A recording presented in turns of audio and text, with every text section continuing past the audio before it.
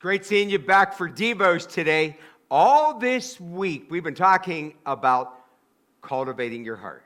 You got to cultivate your heart. You got to prepare your heart for the Word of God. Now, we're going to talk today about the crowded heart. All you busy people are listening to me. I know it's even hard for you to listen to devotions. Look at Matthew 13, verse 22. As for what was sown among the thorns. Okay, so now here's, the sower. He's sowing the seed, and as he's going along, now he begins to drop some seeds in the midst of the weeds and the thorn bushes.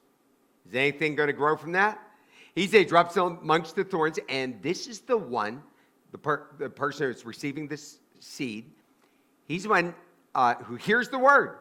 But the cares of this world, the deceitfulness of the riches, choke. It chokes the word. I like word choke. And it proves unfruitful. So here's a person, they hear the word of God, they're really busy, they're sitting in church, they're watching the clock, when's this going to be over? They come in late on the music, they want to jot out that door as quick as they can. Or let's say you don't even have time for that. You're like, listen, I'll just listen a little bit online. You're kind of washing the dishes. You would make a phone call in the middle of it. Listen, we got to get in the Word. They don't have time to read their Bibles. You got to get in the Word. You got to get into it every day. I want to encourage you with that. Now you might be listening and not looking on your computer or your phone right now, but if you have a second to look, I have a little fence here. This is in my front yard. Now, if you're looking at the picture closely, you'll see there's these gigantic weeds. These back here, those look like trees, don't they? They're not trees. Those are weeds. It's not wheat. It's obnoxious in Pittsburgh. And so I couldn't take it anymore. And so I built a fence at the end of my yard. And then you'll see rocks are heavy, thick at the bottom of the fence. So the weeds can't get through the rock. Now, that is a good picture of what we need to do with our lives. There is all sorts of temptation out there. There's all sorts of bad philosophy out there.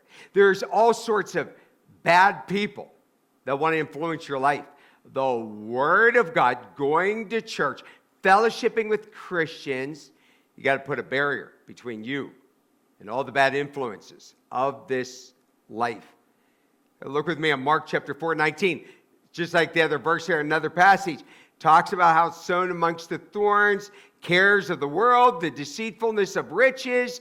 Talk about wanting to make all sorts of money. And I'm going to be upfront. We need money to pay our bills, right? It's not wrong to be blessed financially, but business and money and luxury and fun cannot control your life. You want God to have control. Notice here, these things will choke the word. Your busyness. Listen, if the devil can't make you bad, the devil will make you busy. I know some of you you're not, you don't smoke, you don't chew, you don't go with girls who do. I mean, you try to do all the right things, but you're busy, sometimes with good things. Let me give you some advice on this. First of all, every time someone throws a ball to you, you don't have to catch it. Let it go.